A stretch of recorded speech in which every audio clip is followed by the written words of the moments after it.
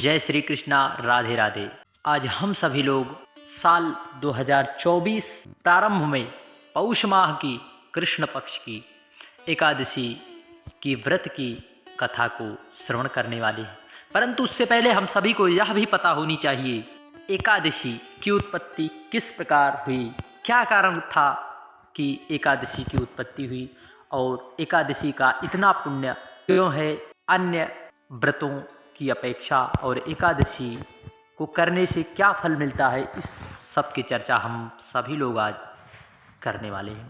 प्रिय भक्तगणों, कथा को संपूर्ण सुनकर कथा के संपूर्ण फल की प्राप्ति अवश्य करिए, ताकि यदि आप कथा संपूर्ण श्रवण करते हैं तो निश्चित है भगवान श्री कृष्ण की कृपा जरूर होती है। युधिष्ठिर ने पूछा, भगवान पुण्यमयी एकादशी तिथि कैसे उत्पन्न, संसार में क्यों पवित्र मानी जा गई है तथा देवताओं को कैसे प्रिय? श्री भगवान बोले, कुंती नंदन, प्राचीन समय की बात है, सतयुग में मुर नाम का एक दानव रहता था। वह बड़ा ही अद्भुत, अत्यंत रौद्र तथा सभी देवताओं को भयंकर दिखने वाला था। उस काल रूपी दुरात्मा महासुर ने इंद्र को ही जीत लिया, संपूर्ण देवता को परास्त करके स्वर्ग से उन्हें निकाल दिया। वे संकित हो भयभीत होकर पृथ्वी पर रहते थे। एक दिन सब देवता महादेव जी के पास गए। वहां इंद्र ने भगवान शिव के आगे सारा हाल कह सुनाया। इंद्र बोले, महेश्वर, ये देवता स्वर्गलोक से भ्रष्ट होकर पृथ्वी पर विचर रहे हैं। मनुष्यों में रहकर इनकी शोभा नहीं होती। देव, कोई मार्ग हमें अवश्य उपाय जरूर बताइए। देवादिदेव महादेव का सहारा लेते हुए सभी देवताओं ने कहा कि हम सब किसका सहारा लें? तब भगवान महादेव जी ने कहा, देवराज, जहां सब को शरण देने वाले, सबकी रक्षा में तत्पर रहने वाले जगत के स्वामी भगवान गरुड़ ध्वज विराजमान है, तुम वहां जाओ, वे ही तुम लोगों की रक्षा करेंगे। भगवान श्री कृष्ण कहते हैं, युधिष्ठिर, महादेव की बात सुनकर परम बुद्धिमान देवराज इंद्र संपूर्ण देवताओं को साथ लेकर भगवान गदाधर क्षीर सागर के जल में सो रहे थे। उनका दर्शन करके इंद्र ने हाथ जोड़कर उनकी स्तुति आरंभ। इंद्र बोले, देवेश्वर, आपको नमस्कार है। देवताओं और दानों दोनों ही आपकी वंदना करते हैं। पुंडरीकाक्ष, आप दैत्यों के शत्रु हैं। मधुसूदन, हम लोगों की रक्षा कीजिए। जगन्नाथ, संपूर्ण देवता मुर नामक दानव से भयभीत होकर आपकी शरण में गए आए हैं। भक्तवत्सल, हमें बचाइए। देवेश्वर, हमें बचाइए। जनार्दन, हमारी रक्षा कीजिए। विभिन्न प्रकार से सभी देवताओं ने भगवान श्री हरि विष्णु की आराधना की। हम सब लोग आपके समीप आए हैं, आपकी शरण में आ पड़े हैं। भगवान, शरण में आए हुए देवताओं की सहायता कीजिए। देव, आप ही पति, आप ही मति, आप ही कर्ता, आप ही कारण है, आप ही सब लोगों की माता हैं, आप ही इस जगत के पिता हैं। भगवान देव देवेश्वर, शरणागत वत्सल्य देवता भयभीत होकर आपकी शरण में आए हैं। प्रभु, अत्यंत उग्र स्वभाव वाले महाबली मुर नामक दैत्य ने संपूर्ण देवताओं को जीतकर स्वर्ग से उन्हें निकाल दिया। इंद्र की बात सुनकर भगवान श्री हरि विष्णु बोले, देवराज, यह दानव कैसा है? इसका रूप बल कैसा है तथा दुष्ट के रहने का स्थान कहाँ है? इंद्र बोले, देवेश्वर, पूर्व काल में ब्रह्मा जी के वंश में तालजंघ नाम का एक महान असुर उत्पन्न हुआ था, जो अत्यंत भयंकर था। उसका पुत्र मुर दानव के नाम से विख्यात है। वह भी अत्यंत उत्कंठ, महापराक्रमी और देवताओं के लिए भयंकर चंद्रावती नाम से प्रसिद्ध एक नगरी है। उसी में स्थान बनाकर वह निवास करता है।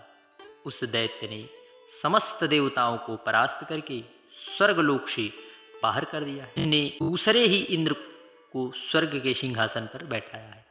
अग्नि, चंद्रमा, सूर्य, वायु तथा वरुण भी उसने दूसरे ही बनाए हैं। जनार्दन, मैं सच्ची बात बता रहा हूँ, उसने सब कोई दूसरे ही कर लिए हैं।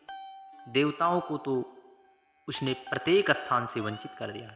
इंद्र का यह कथन सुनकर भगवान जनार्दन को बड़ा क्रोध आया। वे देवताओं को साथ लेकर चंद्रावतीपुरी में गए।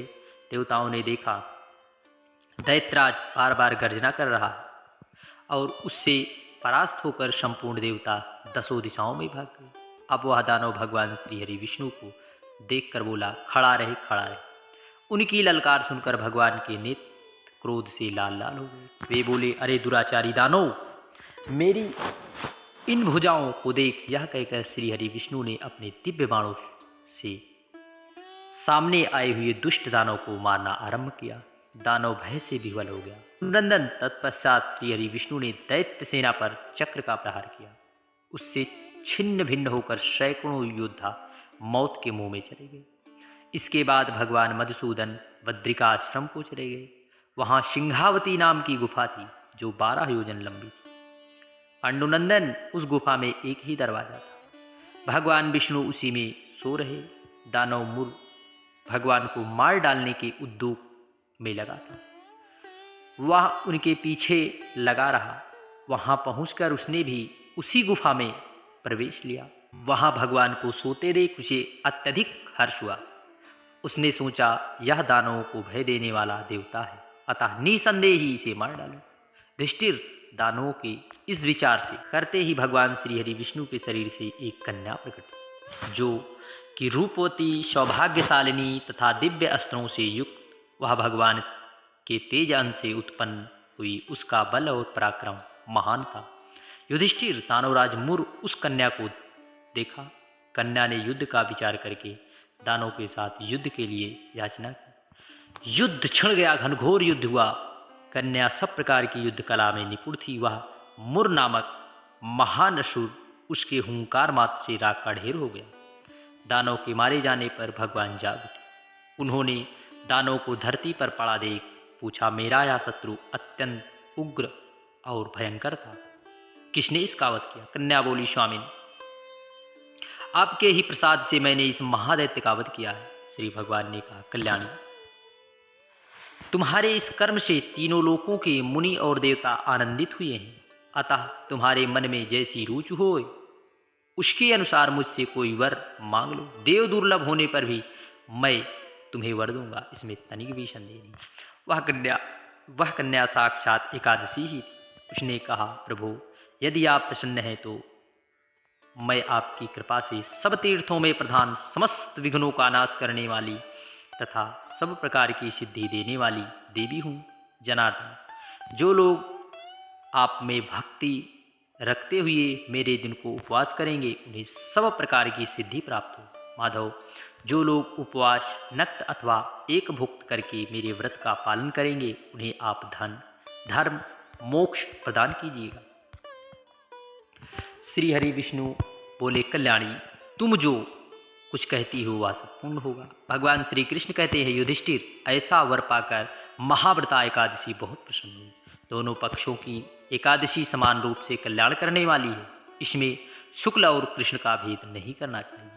यदि उदय काल में थोड़ी सी एकादशी, मध्य में पूरी द्वादशी हो और उसमें किंचित त्रयोदशी हो तो वह त्रिस्पर्शा एकादशी कहलाती है। वह भगवान को बहुत ही प्रिय है।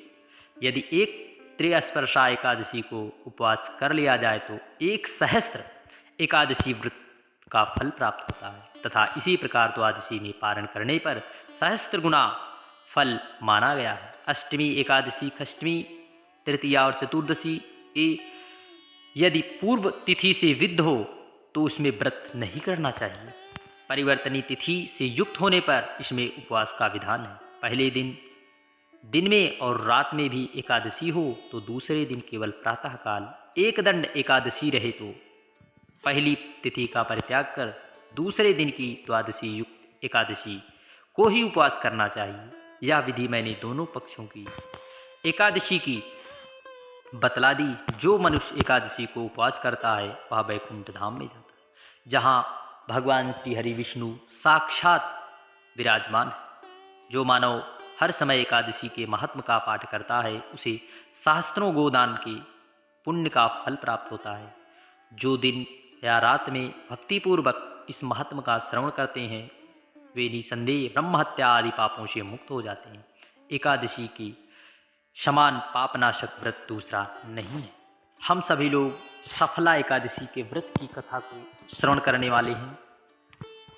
युधिष्ठिर ने पूछा, स्वामी, पौष मास के कृष्ण पक्ष में जो एकादशी होती है, उस एकादशी का क्या नाम है, उसकी क्या विधि है, उसमें किस देवता की पूजा की जाती है, आप हमें विस्तार पूर्वक बताने की कृपा करें।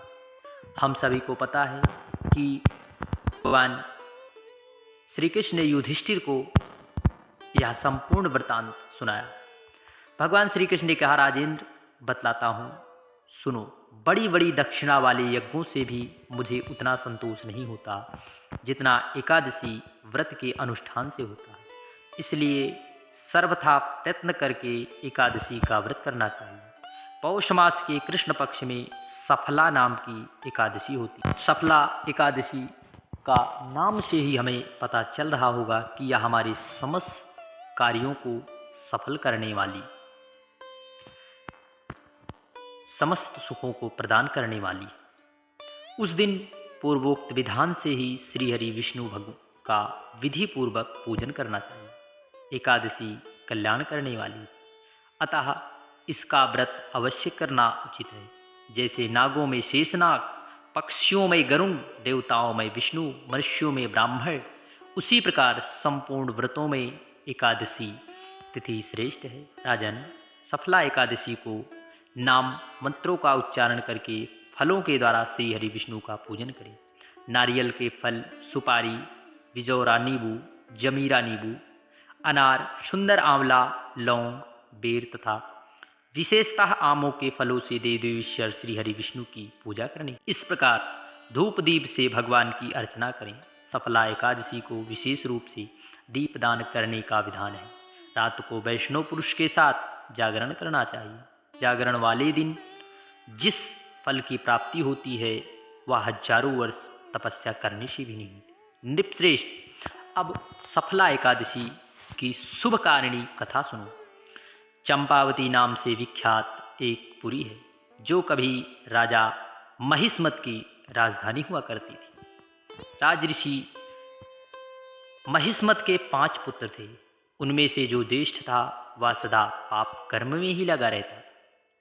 पर स्त्रीगमन वैश्याक उसके पिता के धन को पाप कर्म में ही खर्च किया करता था।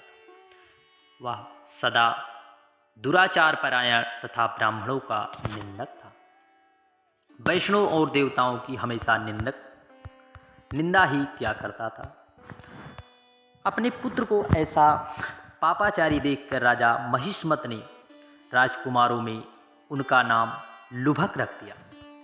फिर पिता और भाइयों ने मिलकर उसे राज्य से बाहर निकाल दिया। लुम्भक उस नगर से निकलकर गहन वन में चला गया। वहीं रहकर उस पापी ने प्रायः समूचे नगर का धन लूट लिया। एक दिन जब वह चोरी करने के लिए नगर में आया तो रात में पहरा देने वाली सिपाहियों ने उसे पकड़ लिया। किंतु जब उसने अपने को राजा महिष्मत का पुत्र बतलाया तो सिपाहियों ने उसे छोड़ दिया। फिर वह पापी वन में लौट आया और प्रतिदिन मांस तथा वृक्षों के फल खाकर जीवन का निर्वाह करने लगा। उस दुष्ट का विश्राम स्थल पीपल वृक्ष के नीचे था। वहाँ बहुत वर्षों का पुराना पीपल का वृक्ष था। उस वन में वह वृक्ष एक महान देवता माना जाता था। पाप बुद्धि लुम्भक वही निवास करता था। बहुत दिनों के पश्चात एक दिन किसी संचित पुण्य के प्रभाव से उसके द्वारा एकादशी के व्रत का पालन हो गया। पौष मास में कृष्ण पक्ष की 10वीं के दिन पापिष्ट लुम्भक ने वृक्षों के फल खाए और वस्त्रहीन होने के कारण रात भर जाड़े का कष्ट भोगा। उस समय ना तो उसे नींद आई और ना आराम मिला। वह निष्प्राण सा हो रहा था। सूर्योदय होने पर भी उस पापी को होश नहीं हुआ। सफला एकादशी के दिन भी लुम्भक बेहोश पड़ा रहा। दोपहर होने पर उसे चेतना प्राप्त हुई। फिर इधर उधर दृष्टि डालकर वह आसन से उठा और लंगड़े की भांति पैरों से बार बार लड़खड़ाता हुआ वन के भीतर गया। वह भूख से दुर्बल और पीड़ित हो रहा था। राजन, उस समय लुम्भक बहुत से फल लेकर जो ही विश्राम स्थान पर लौटाते हूँ सूर्य अस्त हो गया। तब उसने वृक्ष की जड़ में बहुत से फल निवेदन करते हुए कहा, इन फलों से लक्ष्मीपति भगवान विष्णु संतुष्ट हों। ये कहकर लुम्भक ने रात भर नींद नहीं ली। इस प्रकार अनायास ही उसने इस व्रत का पालन कर लिया। उस समय सहसा आकाशवाणी हुई, राजकुमार, तुम सफला एकादशी के प्रसाद से राज्य और पुत्र प्राप्त करोगे। बहुत अच्छा कहकर उसने यह वरदान स्वीकार किया। इसके बाद उसका रूप दिव्य हो गया। तब से उसकी उत्तम बुद्धि भगवान विष्णु के भजन में लग गई। दिव्य आभूषणों की शोभा से युक्त हो उसने अकंटक राज्य प्राप्त किया और 15 वर्षों तक वह संचालन करता रहा। उस समय भगवान श्री कृष्ण की कृपा से मनोज्ञ नामक पुत्र उत्पन्न हुआ। जब वह बड़ा हुआ तब लुम्भक ने तुरंत ही राज्य की ममता छोड़कर उसे पुत्र को सौंप दिया। वह भगवान श्री कृष्ण के समीप चला गया, जहाँ जाकर मनुष्य कभी शोक नहीं करता। राजन, इस प्रकार जो सफला एकादशी का व्रत है वह इस लोक में सुख भोग कर मरने के पश्चात मोक्ष को प्राप्त होता है। संसार के मनुष्य धन्य हैं जो सफला एकादशी के व्रत में लगे रहते हैं, उन्हीं का जन्म सफल है। महाराज, इसकी महिमा को पढ़ने और सुनने तथा उसके आज्ञानुसार आचरण करने से महान राजसूय यज्ञ का फल प्राप्त होता है। जय श्री कृष्णा। राधे।